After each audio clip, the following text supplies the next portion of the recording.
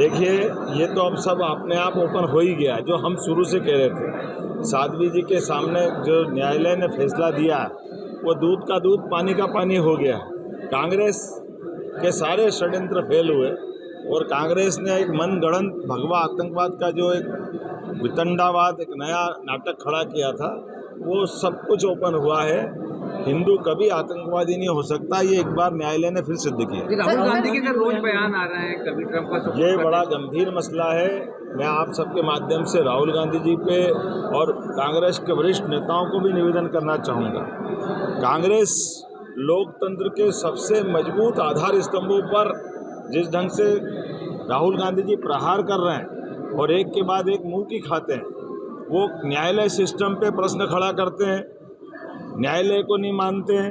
यद्यपि न्यायालय से कई बार फटकार पड़ी, कई बार वो माफ़ी मांगते हैं, अर्थात न्यायालय पे उनका सुप्रीम कोर्ट पे भरोसा नहीं है।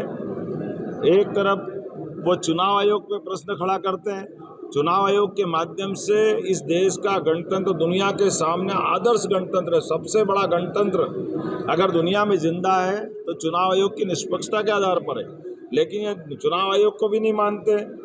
भारतीय जनता के साथ जो हमारी सबकी भावना है कि एक तरफ न्यायालय, एक तरफ चुनाव आयोग और देश की आशा आकांक्षा के केंद्र हमारे सशस्त्र बल, सैन्य बल, सेनाएं, लेकिन जब भी भारत की सेनाओं ने विदेशियों से मुकाबला करके उनके दांत खट्टे किए, उनको घर में मारा, तब भी हमेशा राहुल गांधी के मुंह से बजाय सेना की तारीफ करने के, वो कभी चाइना की, कभी पाकिस्तान की, पता नहीं किस किस की बात करते रहे। तो ये बातें साबित करती है कि वो आखिर किसके साथ, इस लोकतंत्र के अंदर ये राहुल गांधी जी के वरिष्ठ लोग, उनकी माताजी समझाए कि आखिर ये लोकतंत्र को जिंदा रखने के लिए वो क्या सोच रखते हैं।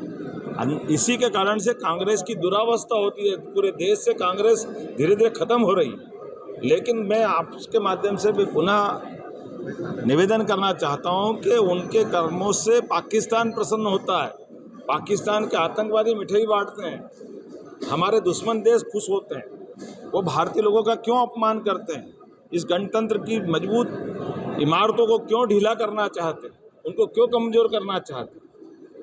अपने दल की हार से, वो गणतंत्र को कमजोर करने से वो उनकी अपनी दल की ताकत नहीं बचेगी, इसीलिए जनता की निगाह से उतर रहे हैं।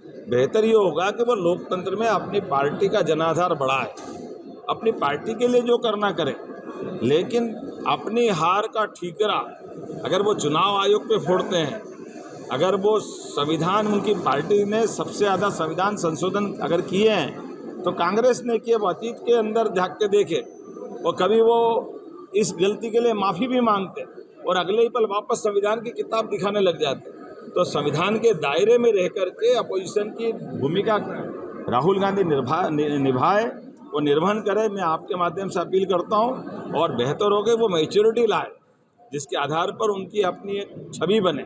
लेकिन दुर्भाग्य के साथ कहना पड़ रहा है कि नेता प्रतिपक्ष भारत रत्न अटल बिहारी वाजपेयी जी ने 50 साल तक जिस पद को पवित्रता के साथ दुनिया के रूप में दुनिया के सामने स्थापित किया, लेकिन ऐसे गरिमामय पद की भी अगर वो गरिमा घटा रहे हैं तो ये पाप उनके सिर पे लगेगा। मैं पुनः अपील करता हूं कि वो ये बात समझे और अपनी नई भूमिका चालू करें। आदिवासी पट्टे ऑनलाइन करने की बात है।